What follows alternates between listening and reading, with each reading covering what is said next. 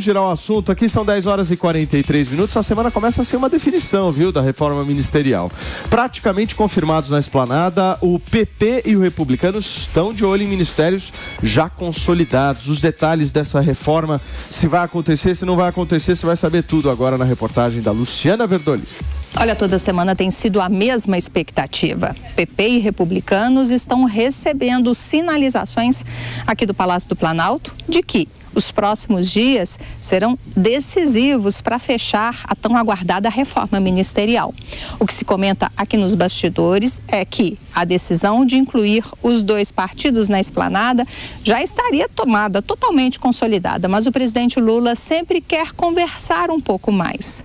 O anúncio da criação do Ministério da Micro e Pequena Empresa não minimizou a pressão do Centrão, não, que já deu a entender que não quer ministério novo, quer ministério consolidado, com orçamento definido. Como Lula já tem nova viagem internacional agendada para o dia 7 de setembro, os próximos dias serão mais uma vez de expectativa. O ministro do Desenvolvimento Social, Wellington Dias, tem trabalhado para se fortalecer no cargo e o presidente tem dito que não pretende fazer qualquer tipo de mudança num dos ministérios mais importantes e com orçamento mais poupudo do governo. O Desenvolvimento Social comanda o Bolsa Família e o Novo Brasil Sem Fome. Programas com muita visibilidade, principalmente entre os eleitores mais pobres. André Fufuca, do PP, e Silvio Costa, do Republicano, já são tratados como ministros, mas já começam a se incomodar com essa demora na definição de pastas. Quem é contra o remanejamento dos ministérios defende que o presidente só faça as mudanças quando tiver certeza absoluta, mesmo que isso demore.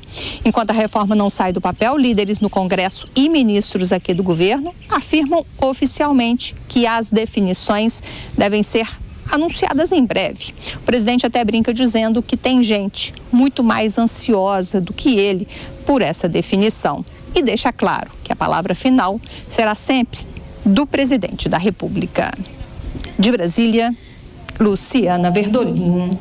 Muito bem, tá aí a reportagem da nossa Luciana Verdolin atualizando um pouquinho dessa reforma ministerial que já virou novela, certo? Não é minissérie, é novela. Daquelas novelas que se arrastam. Minissérie. Tipo Vale Tudo, sabe? Tá dando audiência, né? Tá dando vai audiência. jogando pra frente. Todo mundo quer saber quem matou o Det Roy. Parece também a Fazenda, vai esticando.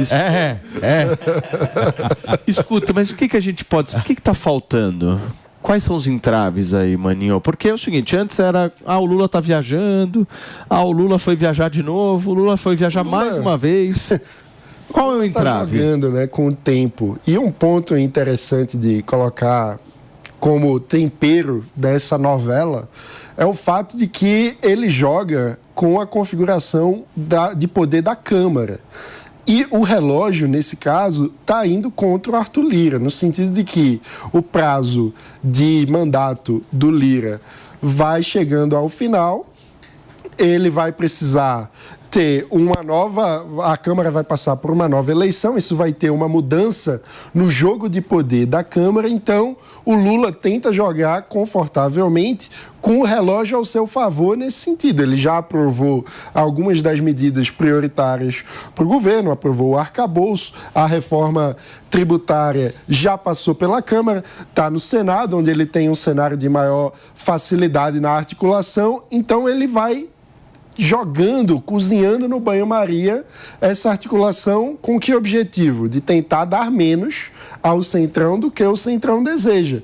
O que eu sempre chamo a atenção é essa conversa toda ficar acontecendo, a gente sabe quem são os ministros, não sabe quais são os ministérios e muito menos qual é a agenda concreta para o país que esses ministros vão implementar caso entrem no governo. O que mostra que a articulação política do governo Lula está naquele velho modelo baseado em tomar lá da cá, em cargos e recursos e não em programa para o país. Tem votações importantes aí. O Lula, eu acho que tá enrolando demais e pode ser muito prejudicial para ele, porque há votações significativas no Congresso Nacional agora no final do ano, como, por exemplo, lá no Senado, a reforma tributária. Mas Como é que essas articulações, o negócio não vai andar? Essas articulações são muito mais envolvendo a Câmara do que o Senado. Inclusive, porque no Senado a situação está mais confortável. Inclusive há essa crítica, né, de que lá no início, na composição inicial dos ministérios, se prestigiou demais o Senado e a Câmara ficou de lado. Por isso é que agora o presidente tem que dar um jeito de atender a mais deputados, né? Tanto que o Fufuca é deputado federal, o Silvio Costa, enfim. É para contemplar melhor a Câmara dos Deputados. E aí, Paulinho, é interessante como essas pessoas são super sábias e podem resolver qualquer tipo de problema. Porque o Fufuca até agora ele já foi ministro de um monte de coisa nessa novela. O Fufuca é muito preparado. Ele pode resolver problema de micro e pequena empresa, agora ele pode... Vai chamar Fufuca. Pois Gosto é. desse nome. E ele pode resolver problema de esportes agora, ou seja, é uma pessoa, né, multitarefa, sabe resolver qualquer problema. Agora, o PT também está avaliando que essas reformas, essa colocação de algumas pessoas do Centrão dentro do governo não vai diminuir resistências a algumas pautas que eles têm dentro da Câmara, né? Então o PT de um lado está dizendo o seguinte, olha, não vale a pena. Não vale a pena fazer isso, a gente vai entregar ao governo e não vai ter o produto que a gente está querendo que eles entreguem, né? Que seria a votação contrária. Porque normalmente essas negociações, né, mano, os caras acham que é porteira fechada. Então vai lá, entrega e não é, né? É aquela coisa. Mas a porteira vai fechando, Quero participar do governo, mas sou independente.